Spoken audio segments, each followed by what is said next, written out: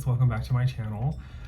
Today's video is going to be a little bit different than what I will typically be doing here, but I'm very excited. I have a friend from high school who has agreed to be on this video with us today. She is a therapist and she will be answering some mental health questions that I really think will be beneficial for the next few weeks and for some of us going through some difficult times with everything going on. I'm very grateful for Danica and I'm so excited for you guys to meet her. Hi. Hi, how are you? Okay. I'm doing well. Hey. I hope the video is not getting delayed on your end, but otherwise I'm doing really great. I'm so excited for you to have me on your YouTube channel. I am truly so honored. I just did a quick intro and I was literally just saying that I'm so excited and honored that you would be a part of this because I have like just such an admiration for your work and I really appreciate it, so thank you. Like we talked about, I have a few questions really focused on mental health and kind of just the situation that a lot of us are facing right now. And I want everyone to get to know who you are, and also just I want you to help us a little bit as much as you can. So my first question for you is, could you explain your educational background and experience towards mental health and maybe why you are able to speak on this subject? Yeah, so I was very fortunate to be accepted and attend the #1 school of social work in the country, which is at the University of Michigan, located in Ann Arbor. I started the program in August 2018, and then I graduated with my master's in social work, or MSW for short, in December 2019. I then became a limited licensed social worker, or an LMSW for short, in the state of Michigan. And then I began working full-time as a limited licensed outpatient therapist at a private practice located in Brighton, Michigan, which is named Perspectives Therapy Services. That is so awesome. I had no idea you went to the #1 school for that, so that's really cool.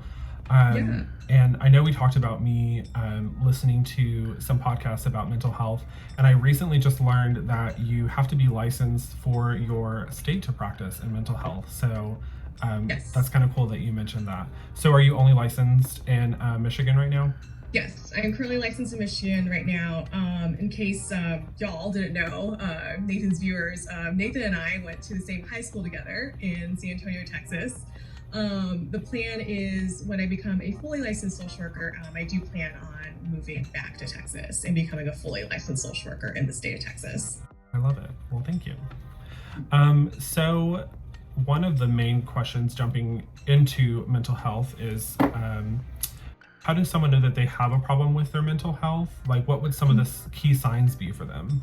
Mental health professionals use this book called the Diagnostic and Statistical Manual for Mental Health Disorders, otherwise known as the DSM. And as the title implies, it helps guide our diagnoses of mental health disorders in folks.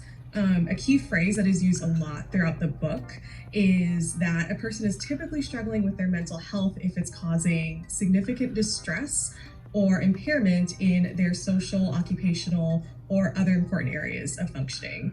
In other words, your mental health might be worth checking out if it's keeping you from living the life that you want to live.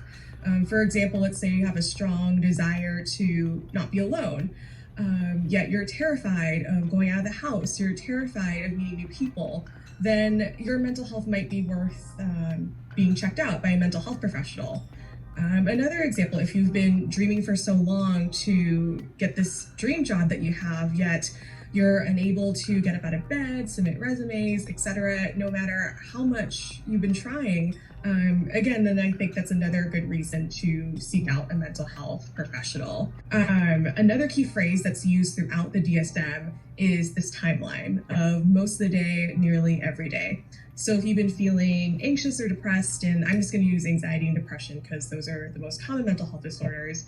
If you've been anxious or depressed most of the day, nearly every day, then again, I think it's important to seek out a mental health professional to help you manage those symptoms.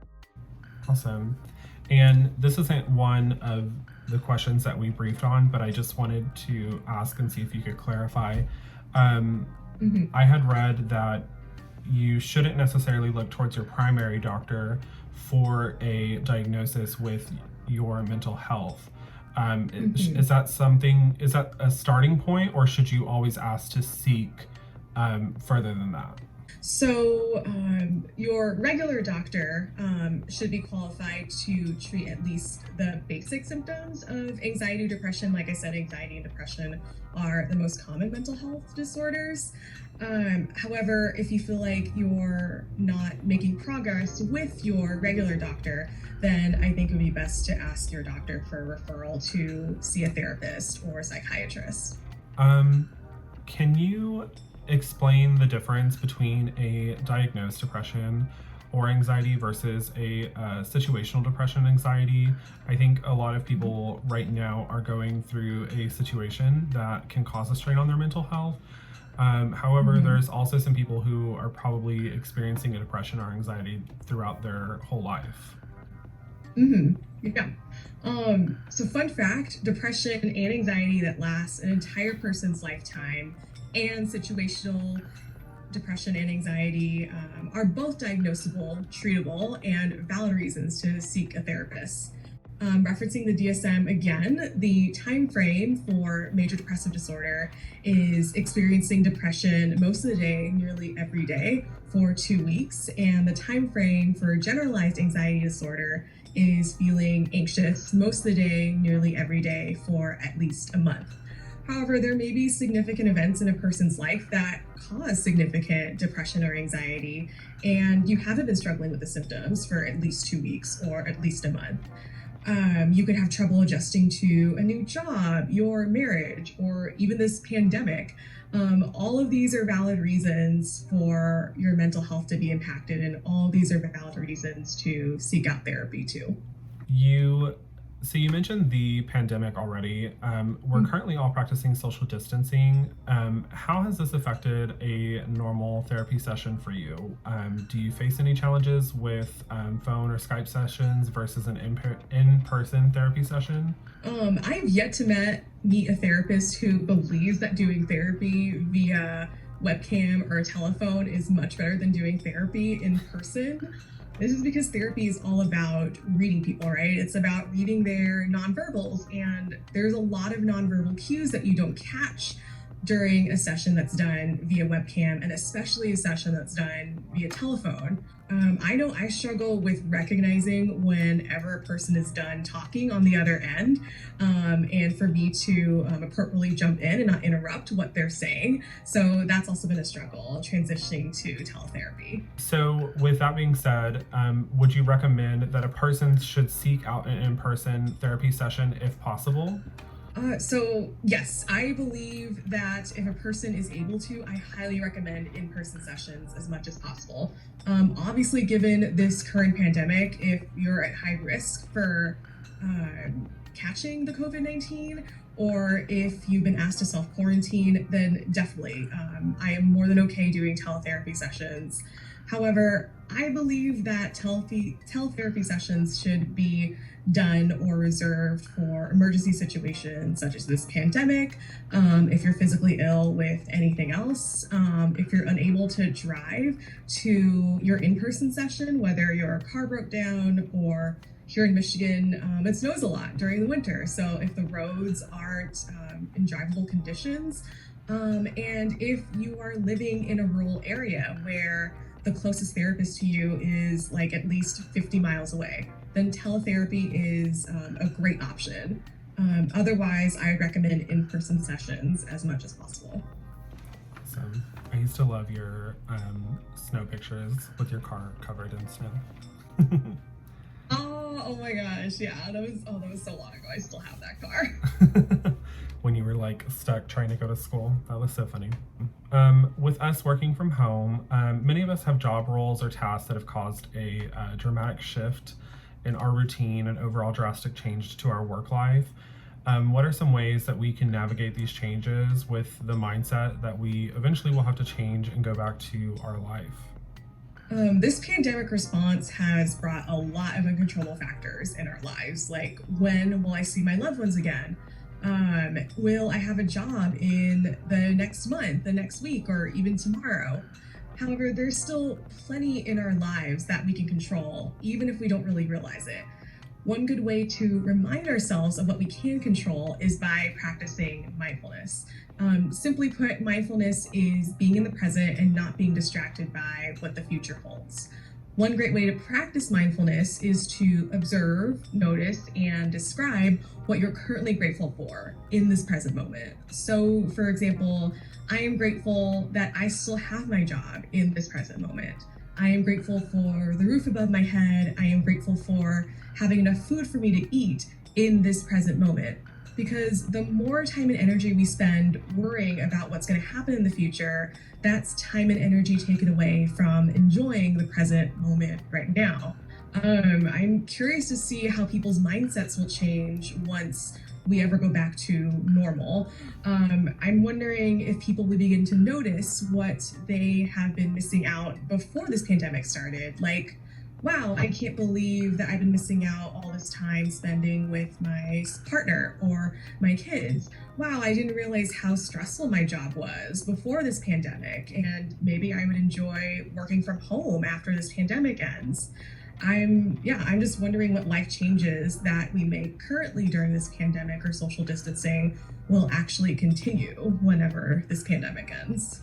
I love that point. I think that a lot of people are, for a good reason, frustrated that they are stuck at home. But I think there's so many good factors of being stuck at home. So I love that idea of just like pausing and reflecting as, okay, well, what can you be grateful for? Thank you for pointing that out. So the idea of social distancing or being quarantined in your house can feel like social isolation at times. From reading a few articles online, there's some expected side effects with that.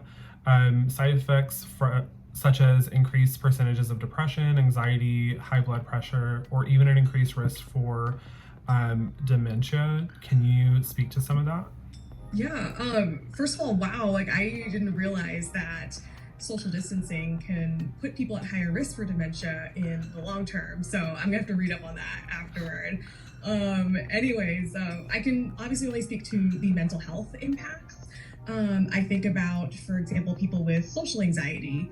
They must be so relieved right now that they're not being forced to be social. However, if they don't spend this time right now addressing their social anxiety, once things eventually go back to, again, quote unquote, normal, their social anxiety might be heightened after this. I also think about folks with depression who were isolated before social distancing started. I'm sure they're feeling even more isolated right now and making their depressive symptoms even worse. I tried to think of like the most dramatic feeling you can feel out of being social distanced. And I'm thankful and grateful to have my family in my house right now. But I think of the people that, are single and alone in an apartment. And I think like, does that feel like social isolation? Like, do you feel like you're in a jail cell that you have to stay inside of your home? So then with that, I kind of spiraled with my Google WebMD and was just like, what can happen with this? Like, are we experiencing the plague? Like, what happens when someone leaves a jail cell after 40 years, and those are just some of the extreme side effects. So I didn't know if there was like true science behind it. So thank you for clarifying a lot of that. Do you believe that we could potentially be at risk for lifelong effects such as these during our version of a quarantine? Yeah, as it's funny that you mentioned Googling and WebMD because as a therapist, I would love to eventually specialize in specific anxiety disorders such as OCD or obsessive compulsive disorder or health anxiety, which is when you spend a significant amount of time looking up symptoms you may or may have not. I can only imagine how many more cases of OCD or health anxiety will come about from the social distancing pandemic if they're not already happening now. If you've seen those videos online on how to properly wash your hands, or people recommending to disinfect your groceries or write down your groceries when you come home from the store, I get it. but I also think it's a breeding ground for OCD to happen. And obviously, I've had so much empathy for folks with OCD and health anxiety before this pandemic, social distancing even started, and my empathy for them has only grown throughout this whole ordeal. So you mentioned a lot of social media videos or things that people watch. Is there a known effect between reading the news or media videos towards our mental health? Absolutely.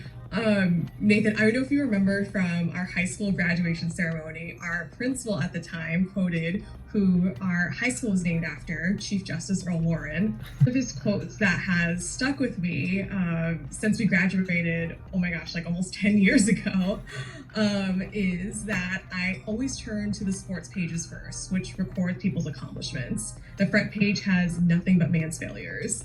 And well, now that sports have been canceled, there's really no positive news going on.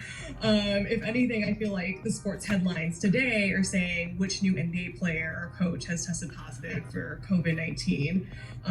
Anyway, all that to say, I feel like news more often than not will always report on the negative side. So how many deaths have occurred because of COVID-19 rather than all the other people that have recovered from COVID-19, all of the helpers out there spreading their generosity amongst this pandemic. And I think reading negative news all the time is of course going to affect our mental health. So again, going back to the things that we can control in our lives, we can control how much news we read in a day. And if you don't feel comfortable turning off the TV or putting your phone down, at least try to filter in some positive news throughout your daily news readings.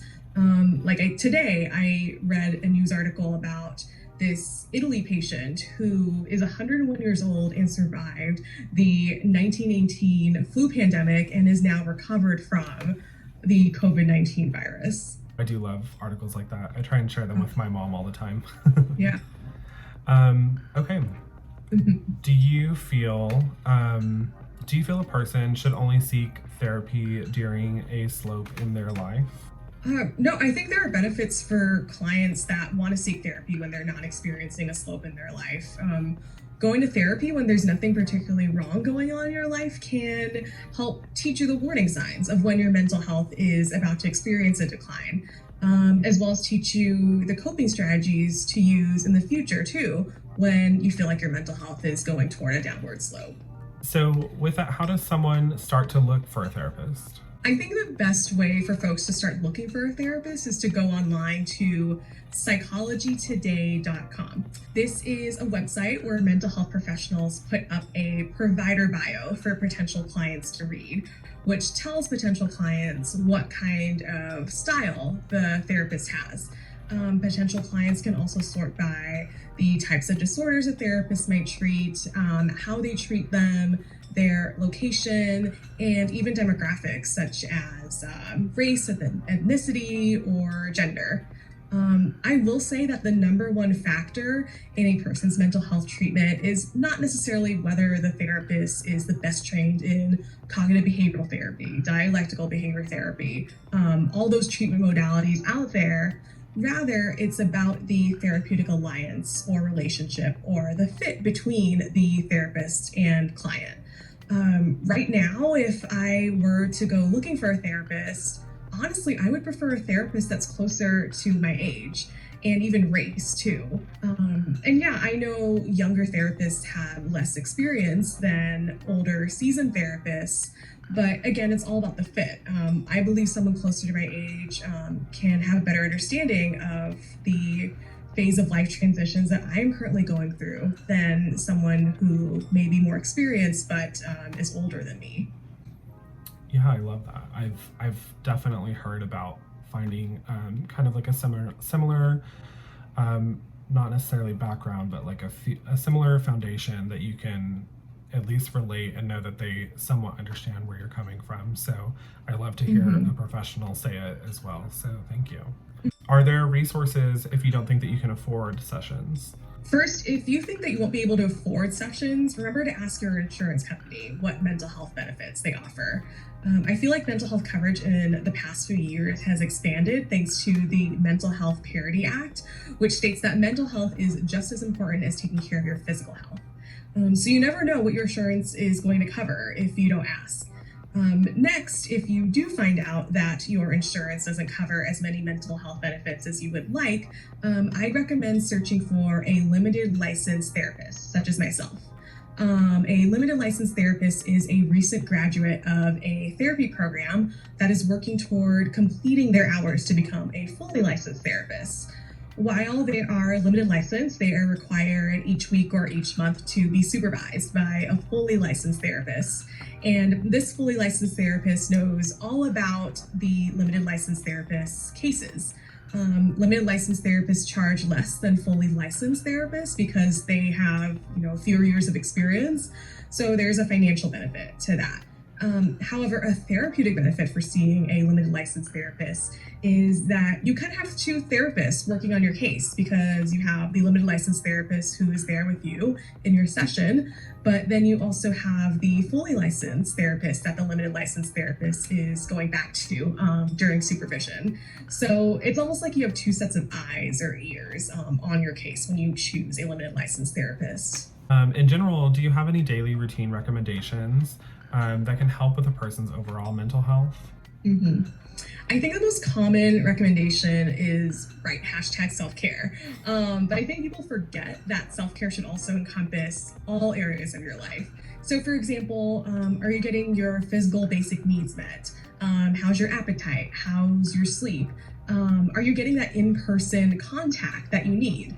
And of course, during this pandemic, physical touch is hard to come by. So if you find yourself deprived of physical touch, how can you try to replicate that by yourself? You can order a weighted blanket online and wrap that around yourself for comfort. You could also treat yourself to a nice warm bath. In addition to your physical needs, how are your emotional needs being met? Are you acknowledging that you're sad and you need to just let out a good cry? Or are you suppressing those feelings and fooling yourself that everything's okay with your life? And spiritual needs, that's another part of self-care. And spiritual doesn't mean practicing an organized religion, although that's great if an organized religion does bring some sort of connection and meaning beyond yourself. Spiritual needs include, are you making sense of this chaotic world right now?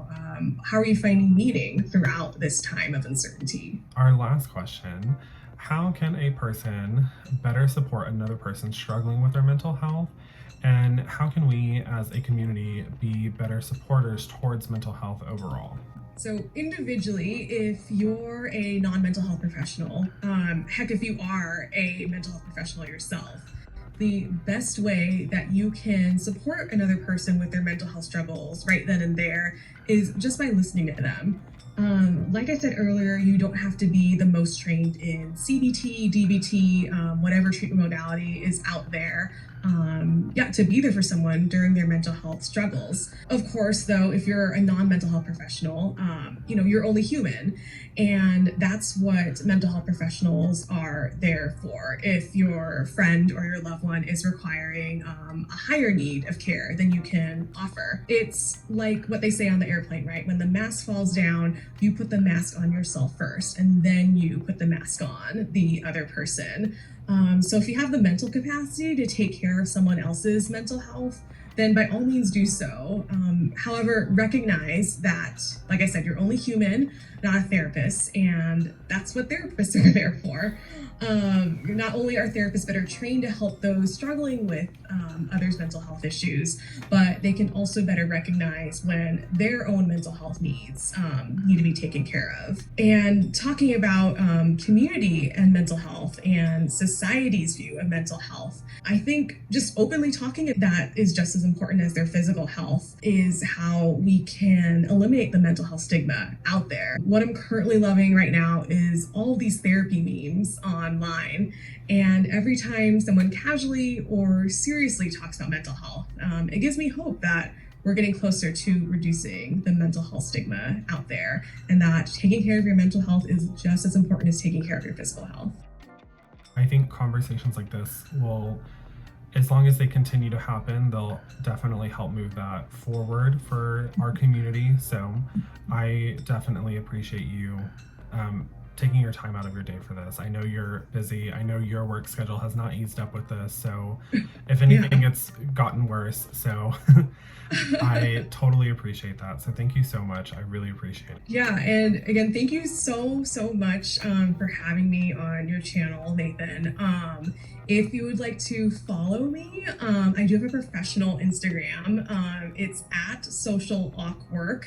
It's a play on the words socially awkward and social work. I can also provide my provider bio as well for Perspectives Therapy Services. And just a disclaimer, if you follow me on Instagram, my Instagram posts are not a substitute for therapy. So if you would like to, seek a therapist, again, look at psychologytoday.com. And if you are in the state of Michigan, I can provide teletherapy services right now to you. That's self-advertised, but there you go. No, yes, thank you. We love self-plugs, and I was going to do it for you anyway, so thank you so much. But yes, thank you for being on the channel and for doing this video with me, and I just really appreciate your time, and I'm so grateful for you being here, so thank you. Oh, yeah. So glad that I knew you from high school and our paths crossed, and we are still connected through social media. I really appreciate it. Yeah, physically distant, but socially connected. Yeah. All right, well, thank you so much. I'm going to close out the video, but we'll see you again next time. Bye everyone. Subscribe to Nathan's channel. All right, wasn't Danica awesome? I'm so grateful to just have had her be able to speak on this, and I feel like right now is the time to definitely start having these conversations and really be a resource for each other as we go through these next few weeks. Thank you guys so much for watching. I will see you guys next week with another video. Please make sure to follow Danica through her social media sites and give her some love. Please comment below everything that you loved about the video. She did such an awesome job, and I really appreciate it. Don't forget to like this video and subscribe to this channel. Also follow me on Instagram. I'm @thebiggest_boss. Y'all stay safe, and I'll see you guys next week. Bye.